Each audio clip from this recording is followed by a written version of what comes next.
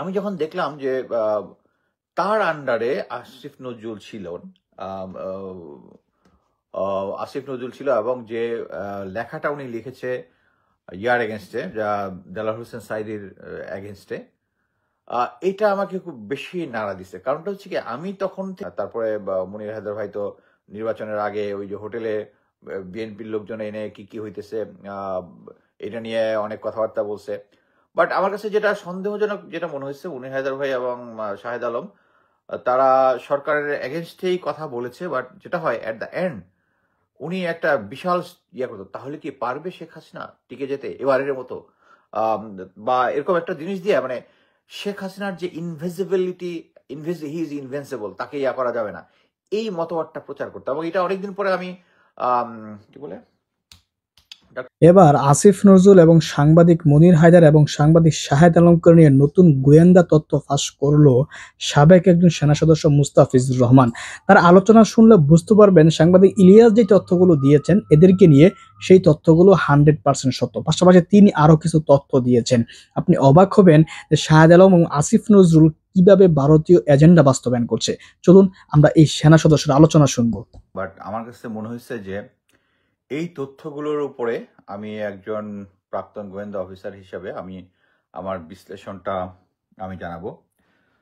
First হচ্ছে, আমি আপনাদেরকে বলেছিলাম যে দুটা বই পড়তে, একটা হচ্ছে বাংলাদেশে র, আর একটা হচ্ছে, এটা যদি পারেন এটা হচ্ছে এডিশনাল স্টাডি। ফার্স্ট হচ্ছে বাংলাদেশে, তো এটা সেকেন্ডটা হচ্ছে ইনসাইড র। এটার লেখক হচ্ছে অশোক রায়না, সে হচ্ছে সাবেক রয়ের কর্মরত ছিলেন উনি। এটা যদি বই দুটো যদি পড়েন, বই দুটো পড়ার রিকমেন্ডেশন এই জন্যই করেছি যে আমি নাহলে আমাকে অনেক কিছু বলতে হবে। সো আমি অ্যাকচুয়ালি ধরে নেব যে আপনারা যে বইটা হয়তো বা পড়েছেন। মানে মোট কথা হচ্ছে 71-এ, আমরা সবাই জানি যে র অ্যাকচুয়ালি বার্থ হয়েছে 1968-এ, এবং আফটার দ্য 1965 ওয়ার তারা যখন দেখেছে যে তাদের অনেক ইনফরমেশন ছিল 65 ওয়ার, তারপর অপারেশন জিব্রাল্টার রিলেটেড, কিন্তু এগুলো অ্যানালাইসিস করার মতো তাদের সাফিসিয়েন্ট স্টাফ ছিল না। যখন এর আগে তো 1947 আগে তো we are part of MI6, ওদের যে ব্রিটিশ গোয়েন্দা সংস্থা, এটা ভাগ হয়ে গেছিল। বেশিরভাগ অ্যানালিস্টরা কি পাকিস্তান সেনাবাহিনীতে চলে গেছে, বাট পাকিস্তানে চলে গিয়েছিল। সো 68 করার এই র তৈরি করার পরে তার ফার্স্ট আমরা সবাই জানি যে সিকিম একটা ওদের grand success, second and the biggest grand success is Bangladesh. তারা হচ্ছে পাকিস্তানকে ভাগ করতে চেয়েছিল, এবং তারা যখনই এই পাকিস্তানকে ভাগ করার পরে তারা একদম কপি বুক, গোয়েন্দা সংস্থায় তখন তাদের প্রধান ছিল RN Cow. He was a ex police officer, but he was a fantastic intelligence officer. সে রকে যেভাবে শুরু করেছে, যেমন 71-এ যখন হচ্ছে, প্রথম থেকেই তারা এটা ব্রেক করার জন্য এই যে আগরতলা ষড়যন্ত্র, এটা ওয়াজ এ পার্ট অফ দ্য র প্ল্যান। তারা চেয়েছিল যে পাকিস্তানকে ভাগ করলেই তাদের 7 সিস্টারটা মোর সিকিউরড হবে। আচ্ছা, ওখানে কিন্তু তারা এই যে আমরা সবাই জানি মুজিব বাহিনীকে কিন্তু তারা জেনারেল উবান, তারা উনি নিজে এগুলোকে ট্রেন করেছেন। ওদের মেইন ইয়া কিন্তু মুক্তিযুদ্ধ, পাকিস্তানের বিরুদ্ধে যুদ্ধ ছিল না, তারা কিন্তু যুদ্ধে অংশগ্রহণও করে নাই। দেশ স্বাধীন হয়ে যাওয়ার পরে তারা ত্রিপুরা দিয়ে চিটাগাং হিল ট্রাক্সে ঢুকে তারা ভারতের এন্টি ভারত এলিমেন্ট যারা ছিল তাদেরকে, এবং কিছু জায়গায় যা সন্দেহ করে যে এরা হয়তো এন্টি ভারত, এবং ওদেরকে মারার কাজে ব্যবহার করেছে। এবং আমরা সবাই জানি যে এরপরে যত ইভেন 75-এ যখন শেখ মুজিবের হত্যা করার পরেও তারা সবাই ম্যাক্সিমাম আওয়ামী লীগের লোকজন ইন্ডিয়াতে গিয়েছে, এবং ওই ফ্যামিলি প্লাস হচ্ছে আওয়ামী লীগের লোকজনকে এক্সটেন্সিভলি, এবং 71-এ মুজিব বাহিনী এবং যারা ছিল তাদের ইম্পর্টেন্ট পলিটিক্যাল লোকজন প্রত্যেকেই মগজ ধোলাই দেওয়া হয়েছে। এবং এটা ট্রেডিশনালি, এবং এতদিন ধরে ওরা, আমি এই কথাটা বলার কারণ হচ্ছে আমি বুঝাইতে চাচ্ছি যে তারা খুব ধৈর্যশীল এবং একটা লং টার্ম প্ল্যানে, দিন আনি দিন খাই টাইপ না, লং টার্ম ফিউচারে আমাদের কি হবে, কাদেরকে কোন জায়গায় সেট করা যাবে। তাহলে আপনারা দেখেন যে তারা এত বছর পরে একটা সময় তারা কিন্তু এই লাস্ট 15 বছরে তারা ওই যে 71-এ ইভেন যে ইনভেস্টটা করেছে আওয়ামী লীগের উপরে, ওটার ফ্রুটটা কিন্তু খাইছে হচ্ছে এই গত 15 বছরে।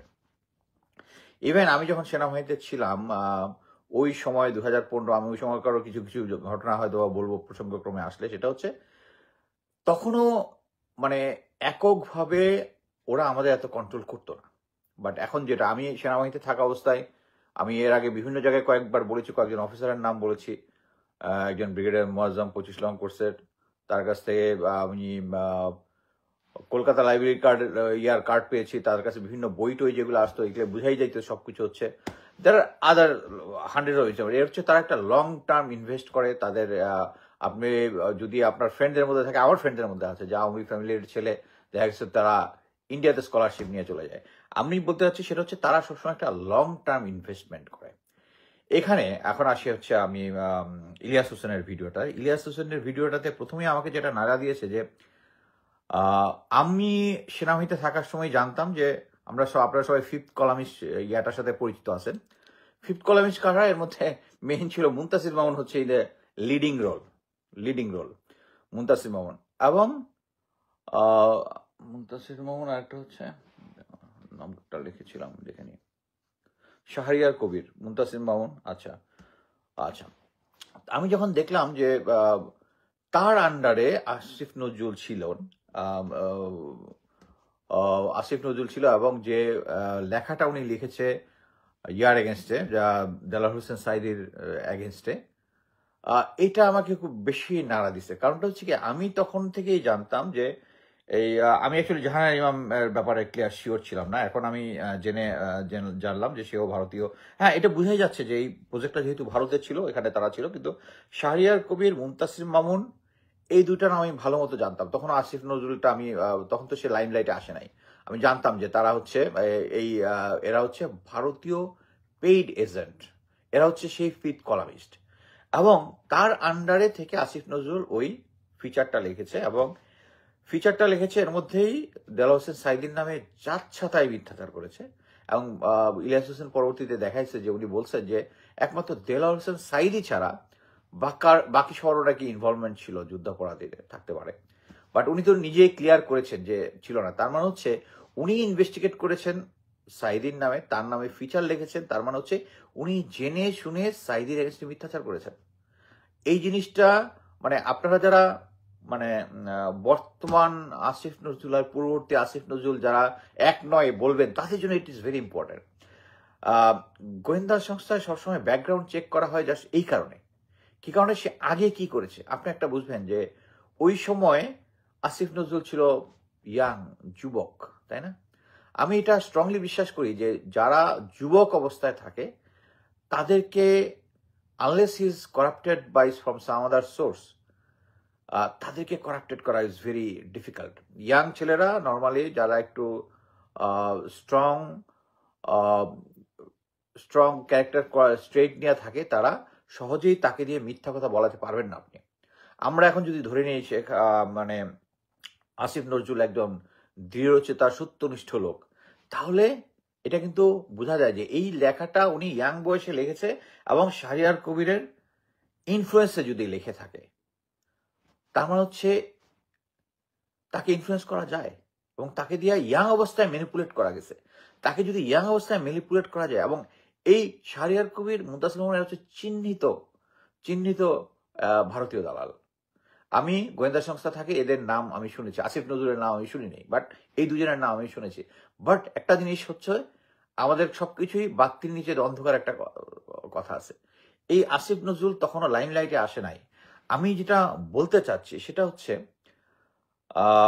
আমি বলতেছি না যে সে স্ট্রেট ওয়ে সে ভারতীয় রয়্যাল এজেন্ট, বাট আমি কতগুলা আমার যে এই বিষয়ে যে সমস্ত অভিজ্ঞতা হয়েছে সেটার আলোকে আমি বলবো যে উনি ওই সময় এই লেখাটা ফিচারটা লিখেছেন, তার মানে হচ্ছে উনি হয়তো আরো লিখেছেন যেগুলো আমাদের চোখে আসেনি।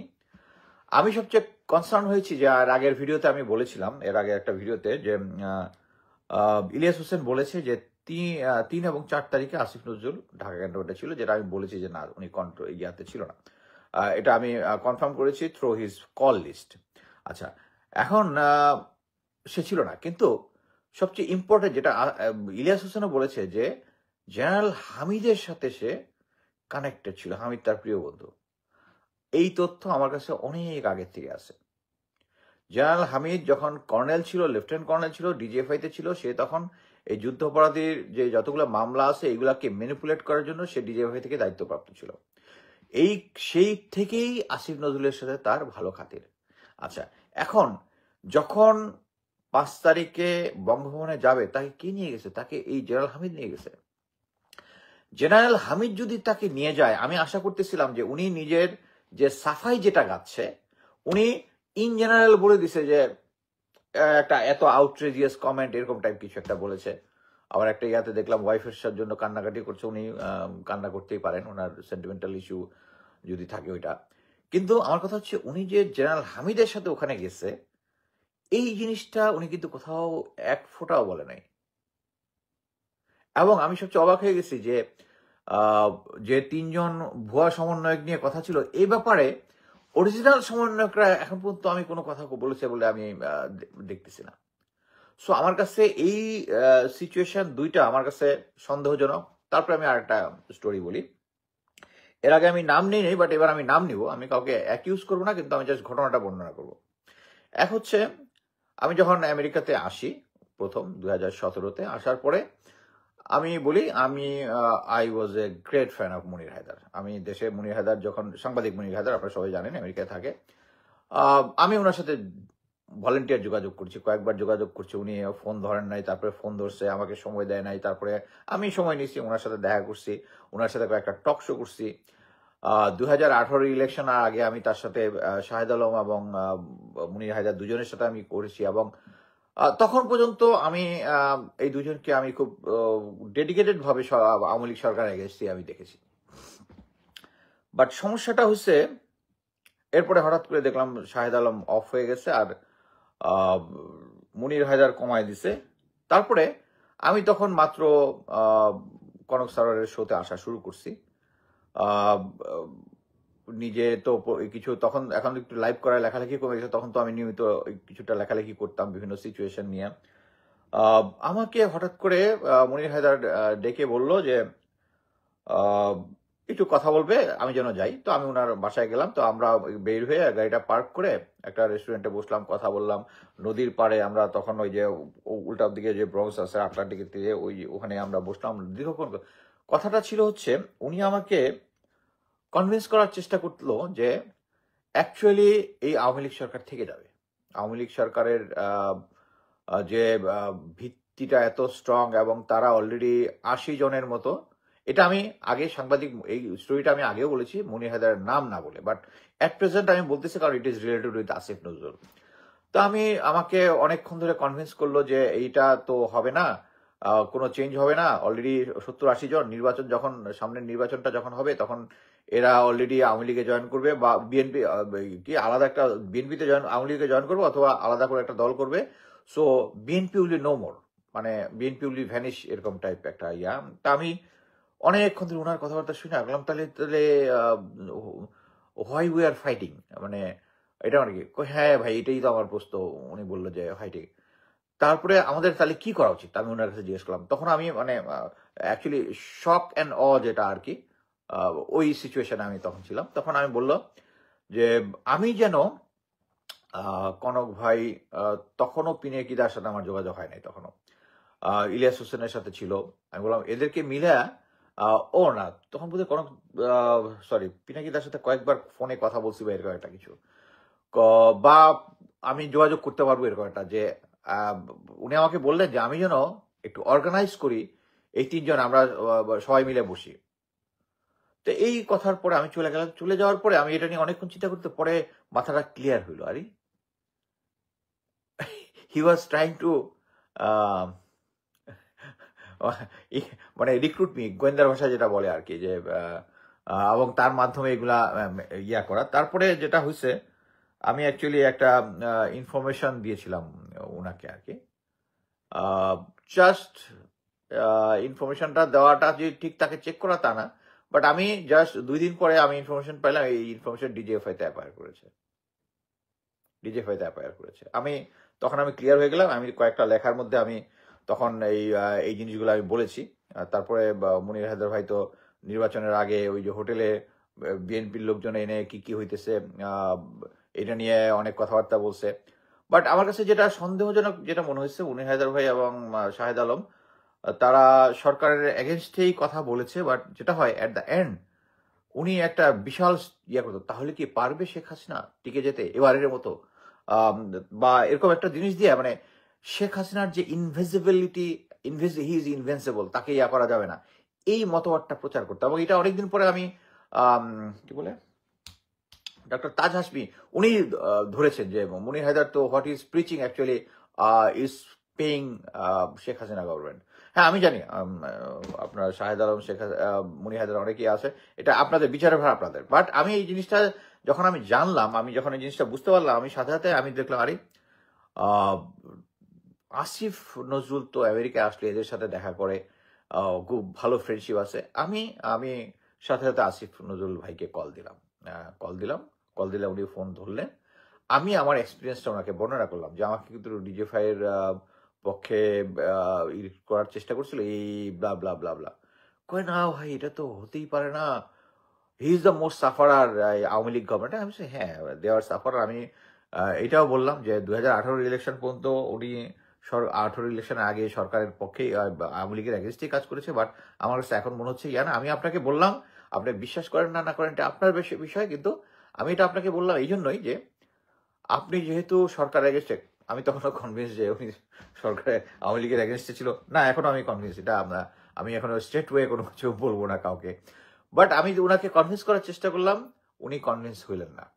আমি বললাম ভাই শুধু একটাই তো, আপনি কনভিন্স হন না। এখন আমি যেটা বলতে চাচ্ছি, অনেক সময় অনেক ইনফরমেশন থাকে যেটা আপনি চান না ডিজিএফআই জানো, না জানানোই বেটার, এই বলে আমি শেষ করে দিলাম। বাট এরপরে যখন শুরু হয়ে গেল, তখন আমি আসিফ নজরুলের এই রোলটা দেখলাম, হামিদ স্যার তাকে নিয়ে গেছে, এটা উনি চেপে যাচ্ছেন, সবকিছু মিলে আমাকে আমার সন্দেহ হচ্ছে। যা সেটাই বলার জন্য আমি ওনাকে বলবো না যে উনি রয়্যাল এজেন্ট।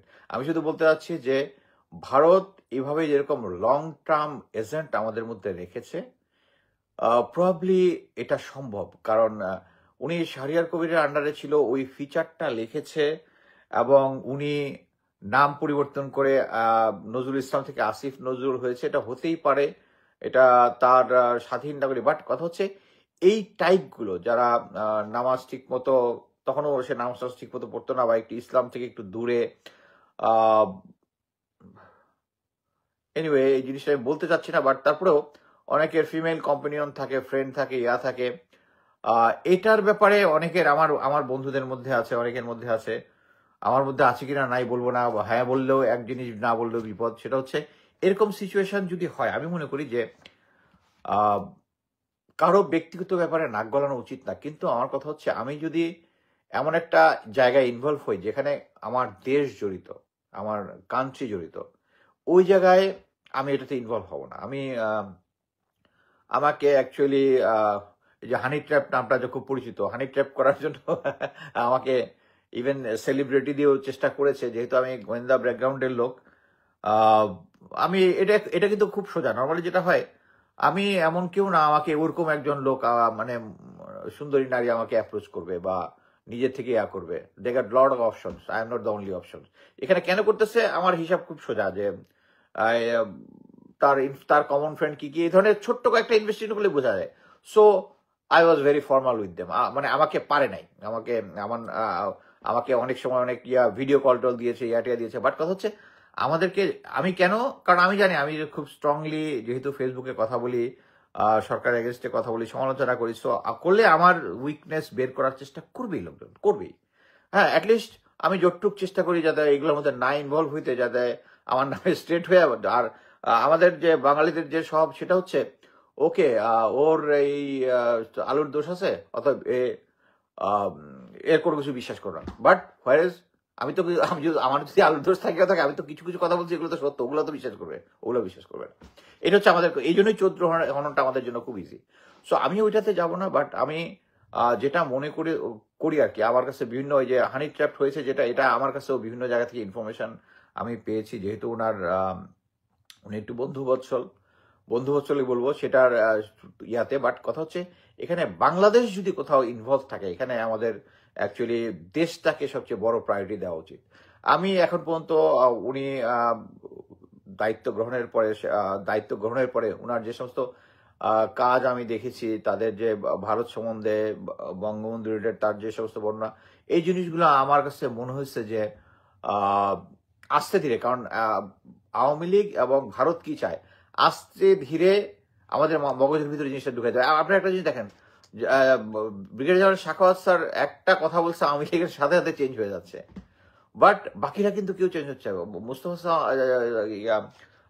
সরোয়ার ফারুকি কিন্তু চেঞ্জ হচ্ছে না। একটা জিনিস বুঝলেন, মোস্তফা সরোয়ার ফারুকি প্লাস হচ্ছে ডাক্তার জামিল যে শিল্পকলা একাডেমিতে হয়েছে, এটা কেন আমাদের জন্য ইম্পর্টেন্ট, একটা জিনিস বুঝতে হবে যে ওই যে রয়ের বইটা যদি আপনি ইনসাইড র এবং র যেটাও পড়েন, তাহলে ওখানে জেনারেল মতিন আছেন, আরো কয়েকজন এক্স যারা ডিজিএফআই এনএসআই তে ছিল প্রধান, তারা দিয়েছেন, তারা বলেছেন কিভাবে আমাদের এই সমস্ত সাংস্কৃতিক অঙ্গনটা উদিচি থেকে শুরু করে, এটা আমরা সবসময় পিনাকি দাও সবসময় বলে, এরা সবাই এই পার্টিটা পুরাটাই হচ্ছে ভারত নিয়ন্ত্রিত ছিল। এবং এই নিয়ন্ত্রণটা কি জন্য, কারণ আমরা মুভি দেখি, সিনেমা স্টার যেটা বলে, এটা এই যে কয়েকদিন আগে জয় বাংলা নিয়ে সোহেল রানা বলেছেন, সোহেল রানা ওয়াজ মাই ফেভারিট হিরো, উনি বলেছেন আমি কষ্ট পেয়েছি ওনারে, ওখানে আমি একটা জবাবও দিয়েছি, কিন্তু উনার তো একটা ইনফ্লুয়েন্স আমার ভিতরে ছিল আমার ভিতরে তো ছিল। বাট কথা হচ্ছে, তারা যেহেতু সবচেয়ে ইনফ্লুয়েন্সিয়াল, এই ইনফ্লুয়েন্সিয়াল পার্টিটাকে ইয়া করার জন্য যখন বলতেই পারেন আসিফ নজরুল এটার হাত নাই, কিন্তু এরপরে মোস্তফা সরোয়ারকে আনা, ইয়াকে আনা, এই জিনিসগুলোকে আমার কাছে মনে হচ্ছে যে এটার পিছনে আসিফ নজরুলের হাত আছে। আর তারপরে আসি হচ্ছে আমাদের এই যে বিডিআর পিলখানা নিয়ে, এটা নিয়ে তো পিলো পাসিং হচ্ছে, আমি যেটা দেখলাম। উনি তো দায় মুক্তি দিয়ে দিল, যে উনি তার মতামত দিয়েছেন, আসিফ নজরুল মতামত দিয়েছেন স্বরাষ্ট্র মন্ত্রণালয় থেকে যেটা আসছিল, আর স্বরাষ্ট্র মন্ত্রণালয় বলতেছে হচ্ছে প্রধান উপদেষ্টার দপ্তর থেকে, মানে জিনিসটা হচ্ছে একটা টেবিল চালাচালি। আমার কথা হচ্ছে এটা একটা ইম্পর্টেন্ট জিনিস, আমাদের বাঙালির মিলিটারি অফিসারদের প্লাস সবার একটা আবেগের জায়গা। এটা ডিসকাস করার সময় আপনারা তিনজন একটু বসতে পারলেন না? তিনজন বসে হচ্ছে এটা কি হবে, এটা নিয়ে একটা কমিশন গঠন করতে হবে না? আপনারা বলে দিলেন, এটা আমি তো ওখানে বলে দিলাম, একটা স্ট্যাটাস দিয়ে দিলাম, দায় মুক্তি হয়ে গেল। আরে ভাই, আপনি সরকারের একটা মিনিস্টার, উপদেষ্টা, ল উপদেষ্টা, একজন যদি কোনো কিছু করে আপনি তো গিয়ে বলবেন যে এই জিনিসটা ঠিক হচ্ছে না, বা ইয়াকে বলবেন, নিজেরা না বলে একটা ফেসবুকে স্ট্যাটাস দিয়ে দিলেন, তাহলে আমার মধ্যে পার্থক্য কি? আমার তো কোনো ইয়া নাই, এখানে কাজ করি, কোনো কিছু সমস্যা হলে ফেসবুকে দাঁড়ায় যাচ্ছি। আপনি তো আমার মতো ফেসবুকে দাঁড়ায় গেলেন যে এইটার দায় মুক্তি, এটা বল চালাচালি করতেছেন। বাট আমি বলে দিই যে এই জিনিসটা, এই সবকিছু হচ্ছে ইন্ডিয়ার ইন্টারেস্ট। ইন্ডিয়া চাচ্ছে না। এই যে বিক্রম মিশ্র এসছে, আমি আগেও ভিডিওতে বলছি, ভিডিওটা বেশি লম্বা করতে যাচ্ছে না, কারণ আমার আবার একটু বের হইতে হবে একটু পরে, এই জন্য আমি একটু আগে চলে আসছি। বাট এই সিচুয়েশন গুলাতে আমার কাছে যে মনে হচ্ছে যে ভারতের ইন্টারেস্টটা সার্ভ করতেছে। আর আমি মনে করি যে এইটা হচ্ছে ক্লাসিক কেস অফ এসপিওনাজ হইতে পারে আর কি, যে নর্মালি ডিপ কাভার এজেন্টরা এইভাবে কাজ করে। আমি আসিফ নজরুলকে বলতেছি না রয়্যাল এজেন্ট, কিন্তু যতগুলা মানে সিমটম আছে সবগুলোই ওই দিকে নিয়ে যায়। সো এরকম একটা সিচুয়েশন হলে বেসিক থাম রুল হচ্ছে তাকে ওই জায়গা থেকে সরায় দেওয়া। এটা আমরা কখনোই করি না। এই যে বিএনপির জনাব সালাউদ্দিন, তাকে ভারতে নিয়ে যাওয়ার পরে উনি আবার ফেরত আসছে, ওনাকে সবকিছুই দেওয়া যেতে পারে, কিন্তু ওনাকে বক্তব্য উনি কিন্তু ভারতের পক্ষে বক্তৃতা দিচ্ছে, কারণ এটা বোঝা যাচ্ছে ওখানে যাওয়ার পরে ওনার কিছু একটা মগজ ধরে হতেছে। এবং সবকিছুর মধ্যে একটা চোখ বন্ধ করে আমি এখনো মনে হচ্ছে যে আমরা ভারতীয় হেজিমনি থেকে বেরোতে পারছি না। আমি আগের ইয়াটাতে বলেছি যে বিডিআর পিলখানা নিয়ে এভিডেন্স আছে আমার এক ক্লোজ ফ্রেন্ডের, তাকে আমি বলেছিলাম যে এভিডেন্স নিয়ে আসে, বলছে না, it's not the time. Actually it's not the time. কখন টাইমটা আসবে? আমি মনে করতেছি যে আমাদের অ্যাকচুয়ালি এই আসিফ নজরুল, মোস্তফা সরোয়ার ফারুকি মানে কি বলবো, সে অনেক কিছু দেখাইছে যে আমাদের সংস্কৃতির ভিতরে সে অশ্লীলতা ঢুকাচ্ছে। আমার ক্যাট কলেজের আমাদের টিচার ছিল রব স্যার, আর আমাদের বাংলা টিচার ছিল একজন, নাম বলতেছি না, ওই তখন একটা কথা বলছিল, ছোট ছোট ছেলের মধ্যে ভিতরে কি অশ্লীলতা ঢুকাই দেওয়া হচ্ছে বা জোর মতো কিছু একটা, এরকম একটা বলছিল। এটা আমাদের তখন খুব ফেভারিট ডায়লগ ছিল ফ্রেন্ডদের মধ্যে আর কি। সো মোস্তফা সরোয়ার ফারুকি সম্বন্ধে আমি যেটা আমার ক্লোজ ফ্রেন্ড যারা আছে, ভেরি ক্লোজ ফ্রেন্ড যারা ইয়াতে আছে, তারা বলছে আরে মুস্তাফিজও তো ড্রাগ এডিক্ট, ও নিয়ে বিভিন্ন জায়গায় মদ খায় পড়ে থাকতো। এবং এই যে নারী সাপ্লাই দেওয়ার যে তার ইয়াটা, ইটস ট্রু, ভেরি আনফর্চুনেট। এই ধরনের জিনিস নিয়ে আমি কথা বলতে চাই না, বাট ইটস ট্রু। এই ধরনের লোকরা যদি উপদেষ্টা হয়, আমি একটা জিনিস আরেকটা জিনিস বলি, এটা হচ্ছে একদম একদম হর্সেস মাউথ থেকে এভিডেন্স। এভিডেন্স মানে হচ্ছে text message, WhatsApp text message থেকে। এই যে জিয়াউল হাসান ছিল, তারপরে কি বলে ফলক, these bastards, they used to supply women to তারিক সিদ্দিকী, জয়, এবং এটা উপরের দিকে মানে এদের মাথার ভিতরে মানে এই জিনিসগুলা যে মানে সামথিং ভেরি নেগেটিভ নাই। ওই যে আল্লাহ তাআলা কোরআনে বলেছে, কয়েকটা হাদিসেও আছে, সেটা হচ্ছে আমি তাদের জন্য তাদের কাজকে শোভন করে দিয়েছি। তাদের কাছে এই জিনিসগুলা কঠিন খারাপ কিছু মনে হয় নাই, কঠিন খারাপ কিছু মনে হয় না। এটাই হচ্ছে আমাদের সমস্যা, যে তাদেরকে। আরেকটা তুর্কি প্রবাদ আছে, সেটা হচ্ছে if you learn religion from a jackal, মানে আপনি যদি বাংলায় বলি, বা আপনি যদি শিয়ালের কাছ থেকে যদি ধর্মশিক্ষা নেন, তাহলে আমার কাছে মুরগি চুরি মনে হয় আপনার কাছে এটা মহান কাজ। সো এই মোস্তফা সরোয়ার ফারুকী, এই পার্টি, আসিফ নজরুল গ্যাং, তারা এই জিনিসটাকে একটা সহনীয় পর্যায়ের মধ্যে নিয়ে আসছে। এই বাজে জিনিসগুলো সামনাসামনি তো তারা ইয়া করে না, বাট এই এরা আমাদের দেশ চালাচ্ছে, এটা আমি ঠিক মানে নিতে পারি না, এটা আমি ঠিক মানে নিতে পারি না। মানে আমি নিজেকে মনে করি না যে আমি একটা মানে সেনাবাহিনীতে চাকরি করেছি, মিড লেভেল পর্যন্ত চাকরি করেছি, বাট এখন যাদেরকে উপদেষ্টা দিচ্ছে, আই ফিল সরি যে দেশে এত এত লোক আছে। এই যে আমরা আলম ফজলুর রহমান স্যারের কথা এতবার বলতেছি, কেউ তারে বানাচ্ছে না, কেউ তারা এই উপদেষ্টা বানাচ্ছে না। জেনারেল জাহাঙ্গীর, উনি একজন অযোগ্য ব্যক্তি, সিম্পলি অযোগ্য ব্যক্তি। অযোগ্য কি জন্য? আপনি মনে করেন আপনার অনেক এফিসিয়েন্সি আছে, অনেক কাজ করেন, অনেক কিছু জানেন বোঝেন, বাট আপনি সিনিয়র একটা ধমক দিলে যদি আপনি স্ট্যান্ড করতে না পারেন, আপনি যদি রাইট হন, স্ট্যান্ড করতে না পারেন, কিছু আসে যায় না, কিছু আসে যায় না। আমি হয়তো সেনাবাহিনীতে অনেক দূর যাইতে পারি নাই, কিন্তু আমি এইটুকু বলতে পারি যে আমি কখনো রং কাজে যাই নাই। হ্যাঁ, অনেকে এখন আরেক পার্টি বলতে পারেন খালেদা জিয়াকে উচ্ছেদ করছে, there are logic for my side. Hasin স্যারের ঘটনা, there is also logic from my side. আর দেখেন হাসিন স্যার কিন্তু গুমের এগেনস্টে মামলা করেছে, উনি কিন্তু ক্যান্টনমেন্ট থেকে যে আমরা নিয়ে আসছিলাম ওইটা কিন্তু মামলা উনি করেন নাই। there are reasons. সো মোট কথা হচ্ছে আমাদেরকে সেনাবাহিনীতে থাকলে military order and good discipline, মানে এটা হচ্ছে 55 সেকশন 55 যেটা বললাম, সেটা হচ্ছে আমাদেরকে good order and bad order, এটা মানে অফিসাররা আমরা ডিস্টিংগুইশ করতে পারি। বাট আমার কাছে এখন যেটা মনে হচ্ছে যে ইলিয়াসের, আমি সব ঘটনা সবকিছু ঠিক, আর ইলিয়াসের এগেনস্টে কথা বলা ভেরি রিস্কি। এর আগের টাইমে যখন বলছি, লোকজন আমাকে মোটামুটি আইসা ধুয়ে দিচ্ছে। আমি পিনাকিদার ডিসিশনের এগেনস্টে কথা বলছি, কিন্তু গালি খাই নাই, কিন্তু আমি দেখলাম ইলিয়াসের এগেনস্টে বললে গালিটালি খাইতে হয়। এখানে কথা হচ্ছে, এখানে গালি দেওয়ার কিছু নাই। আমি ইলিয়াসের সবকিছু যে সমর্থন করতে চাই না, বাট তার যে কিছু কিছু অ্যানালিসিস আছে, দে আর সলিড, ওইটার উপরে ভিত্তি করে আমি জাস্ট এই লাইভটা করলাম। বাট আমি মনে করি যে আমাদের এই সমস্ত যাদের ব্যাপারে সন্দেহ আছে তাদেরকে সরিয়ে দেওয়া উচিত। দেশের ক্ষমতা এখন কে চালাচ্ছে, কে এই উপদেষ্টা বানাচ্ছে আমি জানি না। আমি শুনতেছি যে 4 জন নাকি আবার নতুন উপদেষ্টা করুক, দ্যাটস গুড। বাট কথা হচ্ছে, আমি আগেই বলছি যে এই সমস্ত ক্ষেত্রে যেটা হয়, নামগুলো আগে থেকে প্রকাশ করে দেন না, পাবলিক রিয়াকশনটা একটু দেখেন। কেউ যদি মানে হঠাৎ করে ফারুকের মতো কাউকে বানাই দিবেন, যে আমার কাছে বলছে যে গাঁজা খায় পুরো তো ড্রেনের পাশে, তারপর ধরে ফ্রেন্ডরা ধরে নিয়ে আসতো, এরকম একটা লোককে আপনারা বানাই দিচ্ছেন, উপদেষ্টা বানাই দিচ্ছেন। এরকম যেন না হয়। আপনারা যদি নেক্সট করতে চান, ভাই নামগুলো একটু পাবলিক করেন না, আমরা একটু অ্যানালাইসিস করি, আমাদের যেটুকু তথ্য আছে। বাট এটাই শুধু আমি বলবো, কারো পক্ষে কারো কিছু বলবো না। আরেকটা জিনিস হচ্ছে, আমি অ্যাকচুয়ালি শাহেদ আলম আর দুইটা দেখলাম, একটা আমার কাছে জিনিসটা খুব ঢাকলো। শাহেদ আলম বলার চেষ্টা করছে হানি ট্র্যাপড। অ্যাকচুয়ালি হানি ট্র্যাপ হচ্ছে কাউকে হানি ট্র্যাপ করে তাকে কন্ট্রোলে নিয়ে, আমি জানি না কে ইলিয়াসকে হানি ট্র্যাপ করে কন্ট্রোলে নিয়ে তাকে কন্ট্রোল করতেছে। Otherwise honey trap is a wrong use of words, এখানে রং ইউজ অফ ওয়ার্ডস। এবং আমি মনে করি একজন আরেকজনের এই সমস্ত ব্যক্তিগত জিনিস নিয়ে আসাটা উচিত নয়। বাট একটা জিনিস আমরা অ্যাকচুয়ালি অনলাইনে কম বেশি করি, কেউ বেশি জনপ্রিয়তা, কেউ কম জনপ্রিয়তা। আমি মেইনলি ইয়ার সময় যখন আগস্ট ইয়াটা হয় তখন আর্মির বিভিন্ন কিছু দেওয়ার পরে দেখলাম আমি একটু লাইমলাইটে এসেছি।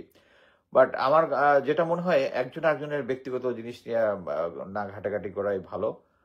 আমার মনে হয় everybody should just right way, আর কোনো রিয়াকশন টিকশন দেওয়ার দরকার নাই, জাস্ট চুপ থাকি আমরা আর কি।